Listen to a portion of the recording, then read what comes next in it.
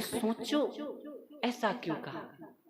अरे ऐसा इसलिए कहा कि इस देह में वो सामर्थ्य है, वो शक्ति है कि ये गोविंद को प्राप्त कर सकता है, ये परमात्मा तक पहुंच सकता है, ये हरि कथा सुन सकता है ना?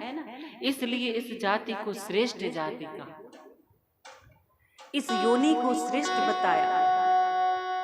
तो अब प्रश्न उठता है कि ये श्रेष्ठ तब है जब ये भगवान को प्राप्त कर ले। तो क्या हमने आपने भगवान को प्राप्त किया? क्या भजन किया? नहीं किया ना।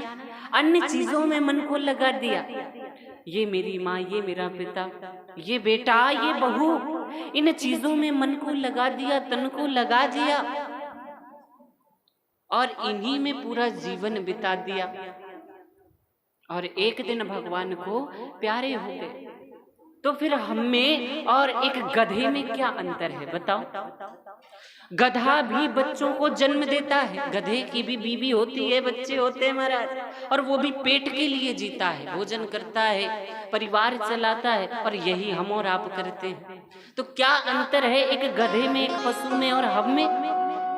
समान कार्य है हमारे और उसके।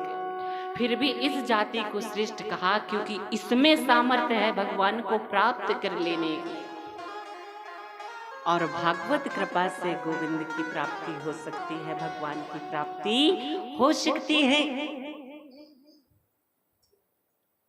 तो हमें और आपको आज अवसर मिला है, इस अवसर को सफल बनाना है। क्या करना है भैया? जोर से बोलो। हाँ, और सफल कैसे बनेगा? जब हम मन लगाकर हरि कथा को सुनेंगे और उस पर अमल करेंगे, चिंतन करेंगे। तो हम और आप मन से कथा सुन पा रहे हैं?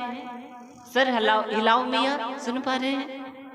अच्छा, अभी आपने कहा कि सुन पा रहे हैं। अब थोड़े से आपका टेस्ट लिया जाए, माने परीक्षा ली जाए कि सुन रहे हो कि नहीं सुन रहे हो। तो अब हमारी माताएं बताएंगी, कल हमने कथा सुनाई थी, थोड़े से पूछा जाए, मैया हमें ये बताओ कल की कथा में हमने आपने क्या सुना? कल कथा को कहाँ विराम किया था? बताओ, किसको याद?